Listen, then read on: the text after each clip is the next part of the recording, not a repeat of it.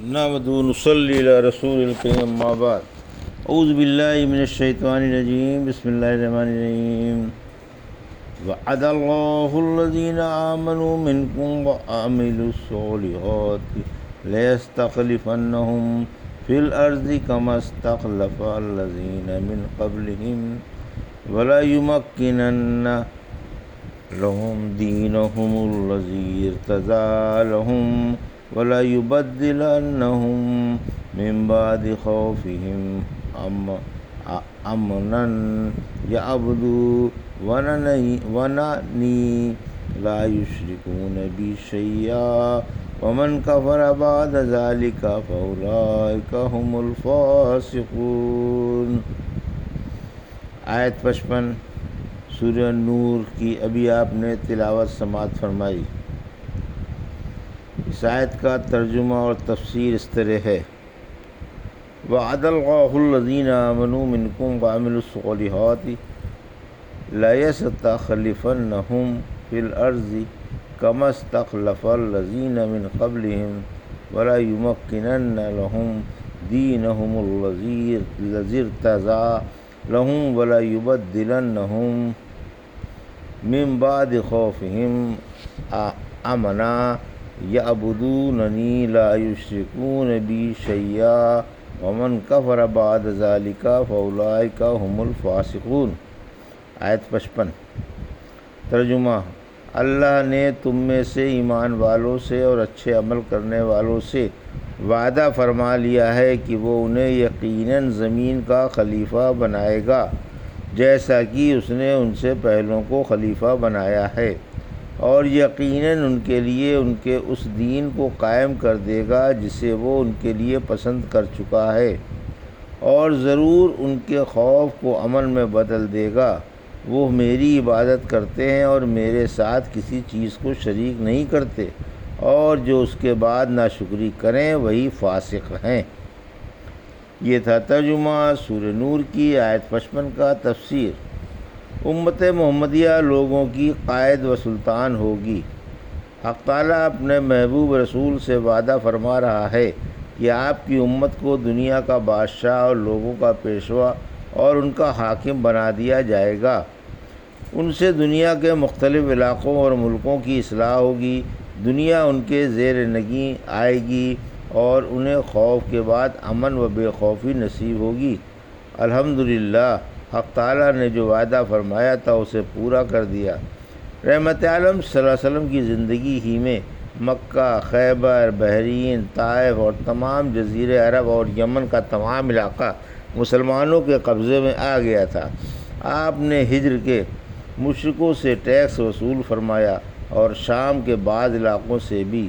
شام، روم اور ہرقل نے، شاہ مصر نے، شاہ اسکندریہ، مقوقش نے، عمان کے بادشاہوں نے اور نجاشی شاہ حبشہ نے جو اسحمتا کے بعد بادشاہ ہوا، سب نے رحمت عالم صلی اللہ علیہ وسلم کی خدمت گرامی میں تحفے تحائف بھیجے۔ ماشاء اللہ، اسحمتا شاہ حبش تو مسلمان ہی ہو گئے تھے۔ اللہ ان پر اپنا رحم فرمائے اور انہیں وہاں کی بہاریں دکھائے۔ پھر جب رحمت عالم صلی اللہ علیہ وسلم دنیا سے صدار گئے اور حق تعالیٰ نے آپ کو اپنی معزز مہمانی کے لیے چن لیا، تو آپ کے بعد آپ کی جگہ حضرت ابوبکر کو بالاتفاق خلیفہ چن لیا گیا۔ آپ نے فتنہ ارتداد کو دبایا اور عرب کی حکومت کو مضبوط و محکم بنایا، اور خالد بن ولید کی سرکردگی میں ایک لشکر جرار کسریٰ کی سرکوبی کے لیے روانہ فرمایا، جس نے شاندار فتوحات حاصل کی اور کفر و شرک کے ایک بڑے عنصر کو چھانٹ دیا۔ ایک دوسرا لشکر ابو عبیدہ رضی اللہ عنہ کی سرپرستی میں شام کی طرف بھیجا، اور تیسرا عمرو بن عاص رضی اللہ عنہ کی سرداری میں مصر کی طرف بھیجا۔ خلیفہ اول کی زندگی ہی میں شامی لشکر نے بصرہ و دمشق وغیرہ فتح کر کے اسلامی سلطنت میں شامل کر لیے تھے۔ پھر حق تعالیٰ نے آپ کو بھی اپنی معزز و محترم مہمانی میں بلا لیا۔ اللہ حق تعالیٰ کا مسلمانوں پر بڑا احسان تھا کہ اس نے حضرت ابوبکر کے دل میں یہ بات ڈال دی کہ عمر رضی اللہ عنہ کو خلیفہ بنا گئے۔ چنانچہ حضرت عمر خلیفہ بنا دیے گئے۔ نبیوں کے بعد آپ جیسا خلیفہ آسمان کے نیچے نہیں دیکھا گیا۔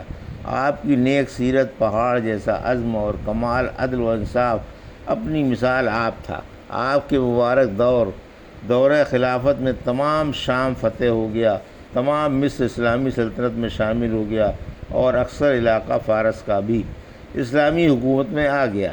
آپ نے کسریٰ کی سلطنت کے ٹکڑے اڑا دیے۔ کسریٰ اس قدر ذلیل ہوا کہ منہ چھپاتا پھرا۔ قیصر کو ختم کر دیا، اس کے تمام مقبوضہ علاقے پر قبضہ کر کے اسے قسطنطنیہ کی طرف دھکیل دیا۔ قیصر و کسریٰ کے خزانے اللہ کی راہ میں لٹا دیے، جیسا کہ رحمت عالم صلی اللہ علیہ وسلم نے خبر دی تھی اور مسلمانوں سے وعدہ فرمایا تھا۔ پھر خلافت عثمانیہ میں اسلامی حکومت مشرق و مغرب کی انتہا تک پہنچ گئی۔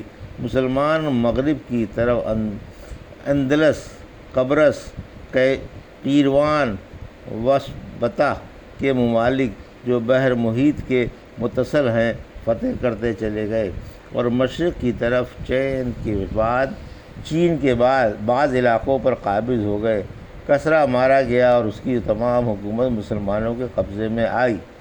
عراق، خراسان اور حواز کے تمام شہر اسلامی جھنڈے کے نیچے آ گئے۔ ترکوں سے ایک زبردست جنگ لڑی گئی۔ حق تعالیٰ نے ان کے بادشاہ خاقان کو بھی مسلمانوں کے ہاتھوں ذلیل کرا دیا اور مشرق و مغرب کے گوشوں سے خراج بارگاہ عثمانی میں پہنچائے۔ حضرت عثمان کی تلاوت قرآن کی برکت کا یہ اثر تھا کہ قرآن پاک کا پڑھنا، پڑھانا اور امت کو ایک قرات پر جمع کرنا آپ ہی کا شاندار کارنامہ ہے۔ رحمت عالم صلی اللہ علیہ وسلم نے فرمایا کہ حق تعالیٰ میرے لیے زمین سمیٹ دی ہے، اللہ نے میرے لیے زمین سمیٹ دی، میں نے زمین کے مشرق و مغرب کا گوشہ گوشہ دیکھ لیا۔ میری امت کی حکومت تمام اس علاقے پر ہو جائے گی جتنا علاقہ مجھے دکھایا گیا اور جس قدر میرے لیے زمین سمیٹی گئی۔ آج ہم اللہ کے اور رسول کے وعدے کے مطابق چل پھر رہے ہیں اور اسلام دنیا کے گوشے گوشے میں پھیلا ہوا ہے۔ اللہ کا اور اس کے رسول کا وعدہ سچا ہی ہوتا ہے۔ اللہ ہم کو ایمان پر ثابت قدم رکھے، شکر کی توفیق عطا فرمائے اور ہم سے راضی ہو جائے، آمین۔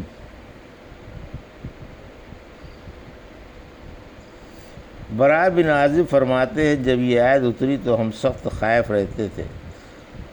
سورہ انفال کی آیت 26 میں فرمایا، یاد کرو جب تم تھوڑے سے تھے اور ملک میں کمزور سمجھے جاتے تھے، تم کو دشمنوں کی لوٹ کھسوٹ کا اندیشہ رہتا تھا، پھر اللہ نے تم کو مدینے میں جگہ دی اور تم کو اپنی مدد سے قوت بخشی اور تم کو عمدہ چیزیں عطا فرمائیں تاکہ تم اس کا شکر ادا کرو۔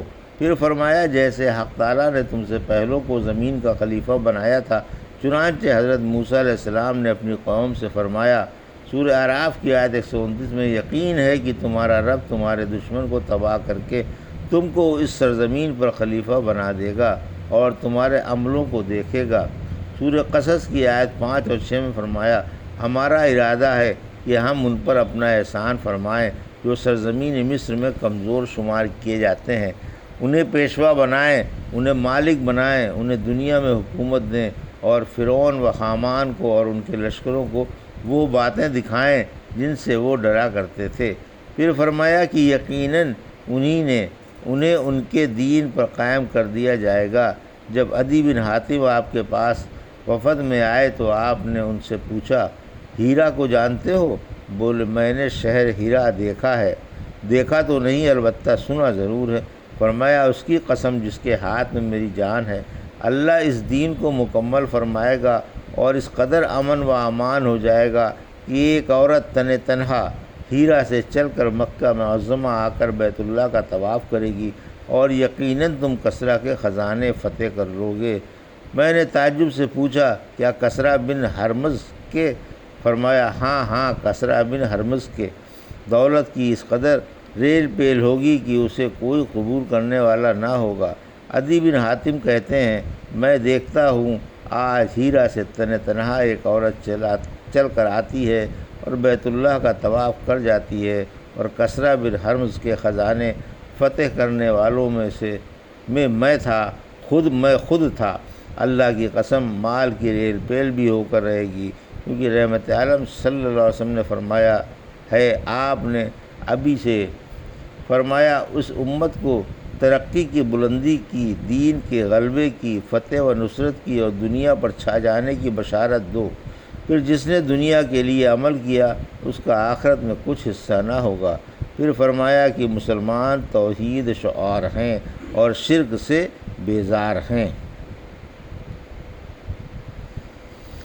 یہ تھا سورہ نور کی آیت 55 کا ترجمہ اور تفسیر جو ابھی آپ نے سماعت فرمائی۔ بارک اللہ لی و لکم فی القرآن الحکیم ونفعنی وإیاکم بآیات الذکر الحکیم۔